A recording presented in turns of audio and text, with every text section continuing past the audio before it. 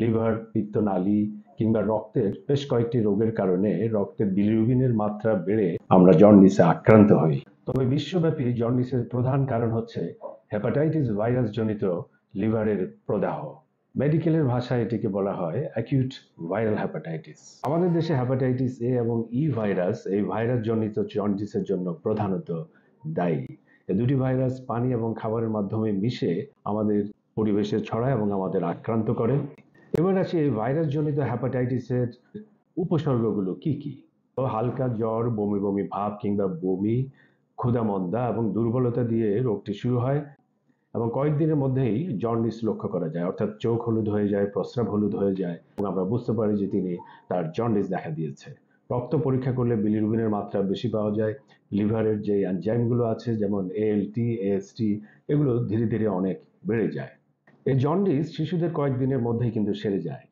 বড়দের ক্ষেত্রে জন্ডিস সাধারণত 1 থেকে 2 সপ্তাহ পর্যন্ত বাড়ে এবং পরবর্তীতে ধীরে ধীরে কমে 3 থেকে 4 সপ্তাহের মধ্যে অধিকাংশ ব্যক্তি সুস্থ হয়ে যায়। তবে 2 থেকে 3% ক্ষেত্রে মারাত্মক জটিলতা দেখা দিতে পারে। অ্যাকিউট হেপাটাইটিসের উপসর্গ দেখা দিলেই অবশ্যই আমাদের একজন চিকিৎসকের শরণাপন্ন হওয়া উচিত। চিকিৎসক আপনার জন্ডিসের মাত্রা এবং কারণ নির্ণয় করে প্রয়োজনীয় পরামর্শ দিবেন। বেশিরভাগ ক্ষেত্রেই আপনি বাড়িতে বসে বিশ্রাম নিয়ে এবং চিকিৎসকের পরামর্শ অনুযায়ী কিছু ঔষধ সেবনের মাধ্যমে এই হেপাটাইটিস এ জনিত জন্ডিস থেকে আপনি মুক্তি পাবেন। তবে কারো যদি অতিরিক্ত বমি বা দুর্বলতা, জন্ডিসের উচ্চ মাত্রা দেখা দেয় কিংবা লিভারের কার্যক্ষমতা হ্রাস পেয়ে যায়, তখন কিন্তু চিকিৎসকের পরামর্শ অনুযায়ী অবশ্যই হাসপাতালে ভর্তি হতে হবে।